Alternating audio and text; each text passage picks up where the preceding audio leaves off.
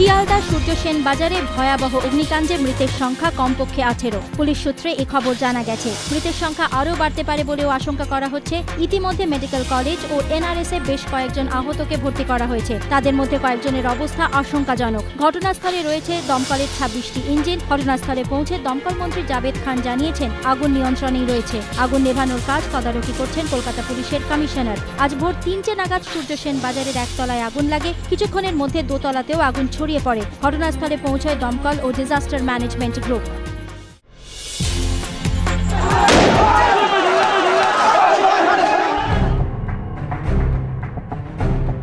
অবশেষে গ্রেফতার মোক্তার শেখ, এখনো ফেরার ইকবাল।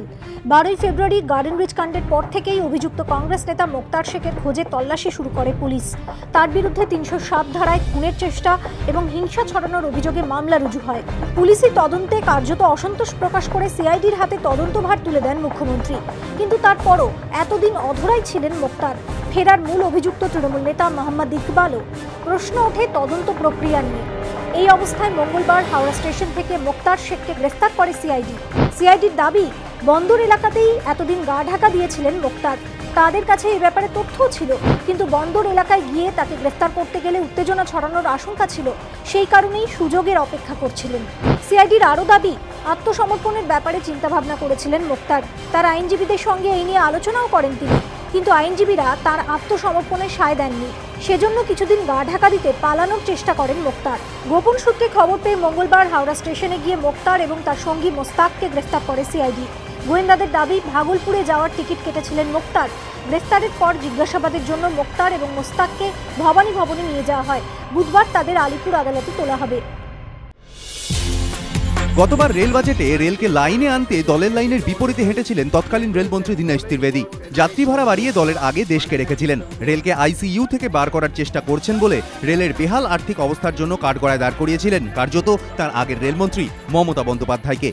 1 বছর কাটতে না কাটতেই দীনেশের গলায় উল্টো সুর। পবন বনসালের রেল বাজেটের সমালোচনায় রাজধানীতে যখন তৃণমূল সরব, তখন দীনেশের মন্তব্য, এ ব্যাপারে তার কোনো মত নেই, দলের মতই তার মত। যাত্রী ভাড়া নির্ধারণে রাজনৈতিক হস্তক্ষেপ এড়াতে স্বাধীন রেল ট্যারিফ রেগুলেটরি অথরিটি গঠনের এদিন প্রস্তাব দিয়েছেন পবন বনসাল। এই রেল ট্যারিফ রেগুলেটরি অথরিটি অবশ্য দীনেশ ত্রিবেদীরই ব্রেন চাইল্ড। গতবারের বাজেটেই তিনি এই অথরিটি করার প্রস্তাব দিয়েছিলেন। অথচ এবার যখন সৌগত রায় সেই রেল ট্যারিফ রেগুলেটরি অথরিটি গঠনের প্রস্তাবের সমালোচনায় সরব, তখনও মুখে কুলুপ দীনেশের। উল্টে বললেন, রেল বাজেট নিয়ে তার কোনো ব্যক্তিগত মত নেই, দলের মতই দীনেশের মত।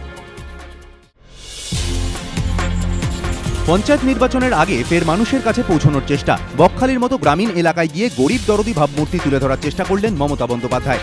প্রশাসনিক সভা থেকে মুখ্যমন্ত্রীর মন্তব্য, তিনি সাধারণ মানুষের পাহারাদার। বকখালি, ফ্রেজারগঞ্জ, সাগর, নামখানাকে কেন্দ্র করে পর্যটনকে ঢেলে সাজানোর প্রতিশ্রুতি দেন মুখ্যমন্ত্রী। হলদিয়া দীঘা উন্নয়ন পর্ষদের মতো সাগর, বকখালি, ফ্রেজারগঞ্জকে নিয়ে একটি উন্নয়ন পর্ষদ তৈরির কথাও ঘোষণা করেন তিনি। গভীর সমুদ্রে মাছ ধরতে যাওয়ার সময় মৎস্যজীবীদের হয়রানি রুখতে তাদের পরিচয়পত্র প্রদান এবং ট্রলারে জিপিএস সিস্টেম বসানোর কথাও বলেন মুখ্যমন্ত্রী।